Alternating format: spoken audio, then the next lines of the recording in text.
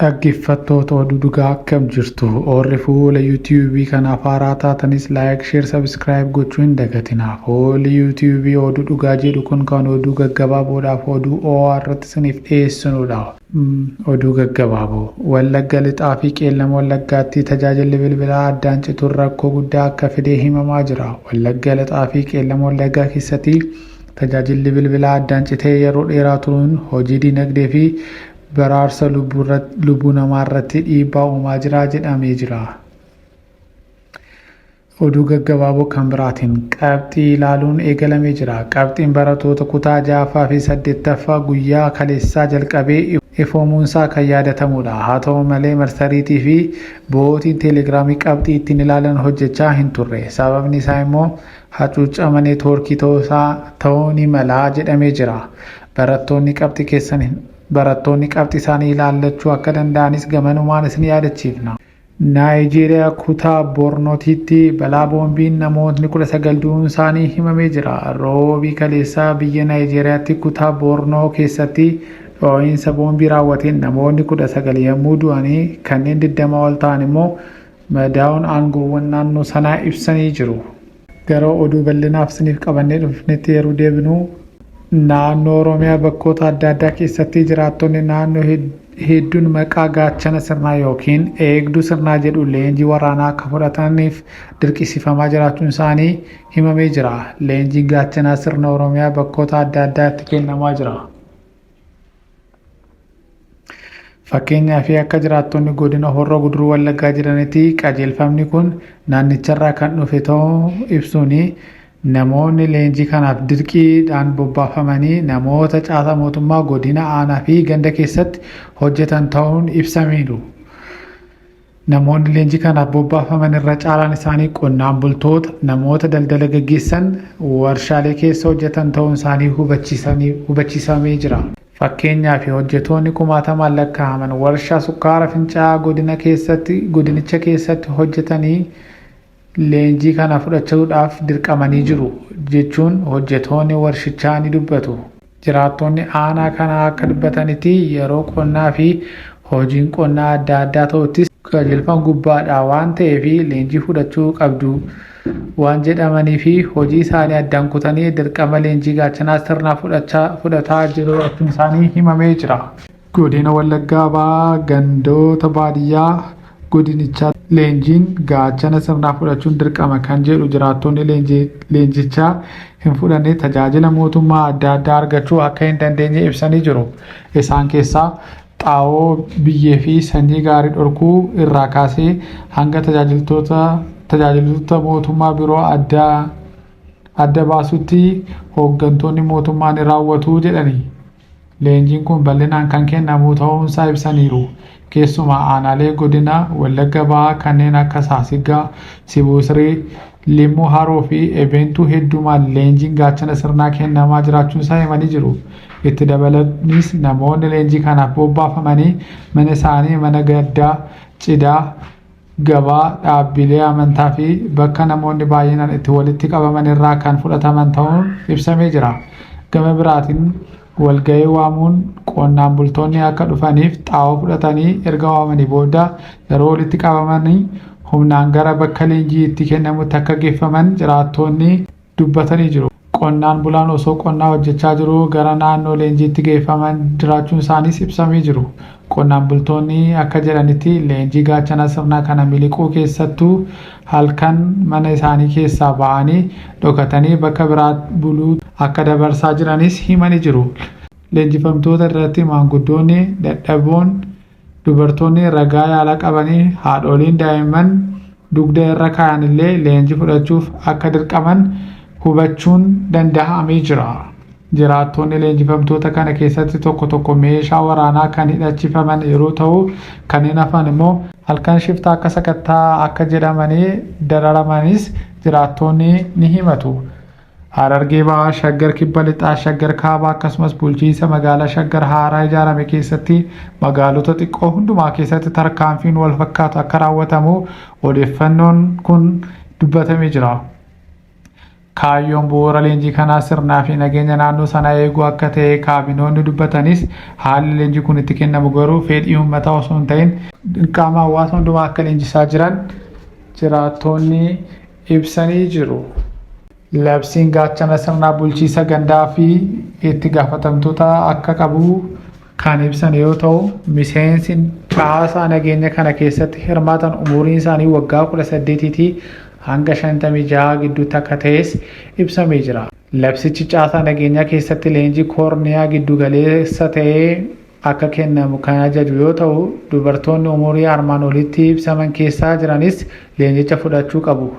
Labsichi miseensa gaachana sirnaaf qacaramuu ulaagaa armaan gadii guutuun akka qabanis ni hima. Jiraata naannichaa afaan hojii naannichaa sirnaan dubbachuu kan danda'u, akka barbaachisummaa isaatti afaan dubbisuu fi barreessuu kan danda'u, duudhaa fi aadaa hawaasichaa kan kabaju, lammata irratti dhaabbata nageenyaa biroo kamiyyuu keessatti tajaajilee kan hin beekne, sadaffaa irratti haala fayyaa miseensa gaachanaa sirnaa ta'e akka hin tajaajille isa dhorkuu hin qabu yoo ta'e, arfaffaa irratti kanaan dura galmee yakkaa kan hin qabnee fi araada qoricha sammuu namaa hadoochu bifa kamiin illee irraa bilisa kan ta'e ta'uu akka qabu ibsamee jira. Akka labsii kanaan leenjii waraanaa gaachana sirnaa poolisii naannaa fi caasaalee nageenyaa mootummaa naannichaa birootiin ni kennama. Meeshaa waraanaa ilaalchisee leenjifamtoonni gaachana sirnaa filatamanii mootummaa naannotaa hidhachuu akka danda'an yookiin leenjifamaan ofiisaatii hayyama seeraa yoo qabaate hidhachuu akka danda'u labsicha keessatti tumamee jira. Labsiin kun caasaa mana maree nageenya sadarkaa hundaatti kan hammate yoo ta'u, naannicharraa eegalee raawwiin hojii fi sochiin gaachana sirnaa kan to'atudha. Bu'uura kanaan manni maree naannoo Oromiyaa labsii caasaa nageenyaa gaachana sirna walgahii idilee Sadaasa 13/2014 geggeesseen sagalee guutuun raggaasisuun isaas hin yaadatama. Oduu gara biraadhaan isiniif qabanneetiin rakkoon Itoophiyaa guddaan rakkoo hooggansa siyaasaatii jedhani Piroofeesar Maraaraa Guddinaan. Hayyuun siyaasaa fi dura ta'an Koongiresii Federaalawaa Oromoo Piroofeesar Maraaraa Guddinaa marii hawaasa Oromoo Ameerikaa jiraatanii wajjin taasisan irratti haasaa taasisaniin Itoophiyaan rakkoolee gurguddaa irraa hafama jirtus inni guddaan garuu rakkoo hooggansaatii jedhani. Rakkooleen Itoophiyaatti qoramaa jirtu kan jedhanii Piroofeesar Maraaraan hooggansa biyya bulchuu jiru, rakkoo siyaasaa, rakkoo bulchiinsaa, rakkoo dinagdee fi kanneen biroo tasgabbiin ilaalee isa darbee isa haaraa fi kan boruu ilaalee hoogganaa dhabuun rakkoo biyyattii keessatti akka hammeesse kaasanii. Sababa kanaan waraanni biyyattii keessatti uumameen qabeenyi guddaan manca'ee namoonni miliyoona 1 ol dhumuun kaasuun har'as dhumaatiin uummata irraa hin dhaabbanne jedhanii jiru. Itoophiyaa keessatti qormaata uummata biyyattii ta'ee rakkoo nagaa ta'uu eeruun biyyi uummata miliyoona 120 ol qabdu namni ga'umsa bulchuu dhabuudhaan jedhani. Mootummaan biltsiginnaa dandeettii biyya sanaa ittiin geggeessuu danda'u, dinagdee biyya sanaa ittiin fooyyessuu danda'u fi nageenya biyya keessatti ittiin buusuu danda'u hin qabu jedhani. Piroofeesar Maraaraan torbee darbe keessa gara Ameerikaatti imalanii haasaadhaaf marii adda addaa akka godhan paartiin isaanii ibsanii turani. Oduu gara biraatiin Itoophiyaan riifoormii haaraa qarshii jijjiiruu doolaara irratti gooteedhaanii ammas gatiin doolaaraa daran akka ol deemaa jiru himamaa jira. Doolaarri akka ol ka'es qarshiileen kan biraanis kan akka paawundiidhaa fi yuuroonis baay'ee akka dabalan himamaa jira. Baankiin Awwaash baankii dhuunfaa keessaa tokko kan ta'e sharafa haaraa doolaara tokko birrii 90 fi saantiba duwwaa 9 bitee birrii 94 saantiba tuqaa 5dhaan akka gurguraa jiru himamee jira. Paawundi sterlingiinis gatii baay'ee olaanaa birrii 110 fi saantiba 46 bitee birrii 116 saantiba 17 akka gurguraa jirus himamee jira. Baankiin Awwaash guyyaa har'aa baankota dhuunfaa caalaan dursee sharafa guyyaa ifoomsee jira. Kaleessa galgala baankiin daldala Itoophiyaa maallaqa haaraa ifoomsuun isaa ni yaadatama. Guyyaa har'aatti jijjiirraan maallaqa biyya alaa dabaleera. Baankiin daldala Itoophiyaa jijjiirraa sharafa alaa guyyaa har'aa galgala eedaa beeksisee ture. Haala kanaan doolaarri Ameerikaa birrii 83 saantiba 94 dhaan bituudhaan birrii 85 fi saantiba 62 akka gurguruu ibsee ture. Paawundi sterlingii jedhamuun kan beekamu immoo gatii bittaa birrii 101 fi saantiba 91 yeroo ta'u gurgurtaan isaa immoo birrii 103 fi saantiba 94 dhaan akka gurgurus ibsee ture.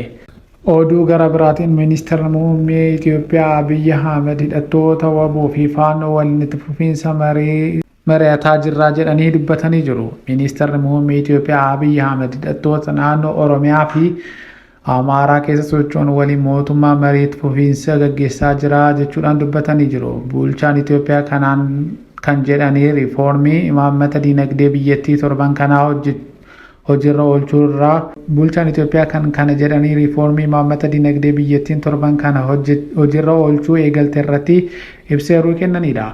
Ministeerri muummee Itoophiyaa Dr. Abiyyi Ahmed riifoormii dinagdee ifa ta'e akka hojiirra oolu nagaa fi tasgabbiin baay'ee barbaachisa jedhanii jiru. Nagaa fi tasgabbii yoo dhufuu baate investimentiin hin dhufu, turizimiin amma feenu hin dabalu, nagaa fi tasgabbiin dirqama nu barbaachisaa jedhanii jiru. Mootummaan gatii birrii cabsu sharafa alaa fedhii gabaan akka murtaa'u yeroo ifa godhu ogeeyyiin gaazexeessonni dubbisanii nageenya jiraate malee jijjiiramni fiduu akka rakkisuu himanii turan. Itoophiyaan waraana kaaba biyyattii turerraa bayyanattee jirtus naannoo Oromiyaa fi Amaaraatti walitti bu'iinsi itti fufuun nageenya biyyaa akkasumas jiruuf jireenya hawaasichaa qoraa jira. Marii waa'ee imaammata hojiirra oolu eegale kanarratti yeroo dubbataa turanii mootummaan federaalaa hidhattoota naannoo Oromiyaa fi Amaaraa keessa soso'an waliin itti fufiinsa marii gaggeessaa akka jiru kan dubbatanii hanga yoonaa hin ibsine. Har'a akka beektanii uummatni naannoo Amaaraa keessa socho'anii waliin marii erga eegallee oollee bulleerraa jedhanii jiru.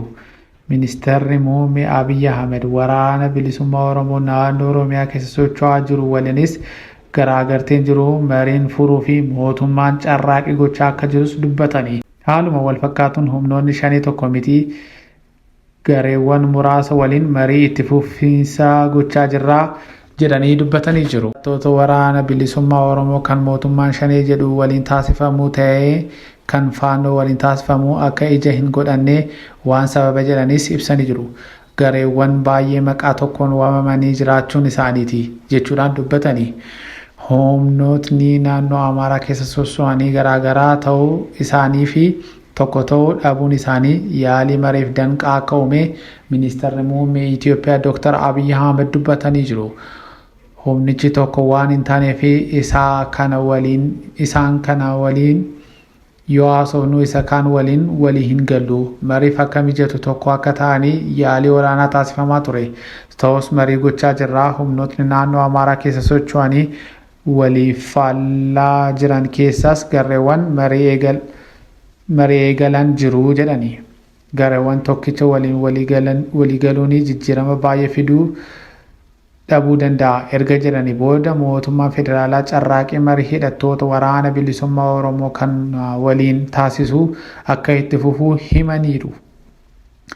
Dabalataan naannoo Tigraay fi walitti bu'iinsa irra deebiin akka hin eegalle mariin itti fufee gaggeeffamaa akka ture dubbatanii jiru. Akka ministeerri muummee Itoophiyaa Abiyyi Ahmed ibsanitti ji'oota 2 fi 3 darban tuttuqqaan yoo xiqqaate 5 gadi hin taane mootummaa federaalaa walitti bu'iinsa geessuu humnoota Tigraay raawwatameera.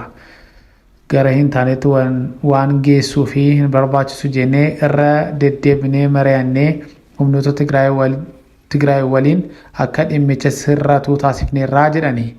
Baatiiwwan 3 darbanii walitti bu'iinsa akka hin seenne mariin si'a 10 ol taasifamee jira jedhanii dubbatanii jiru.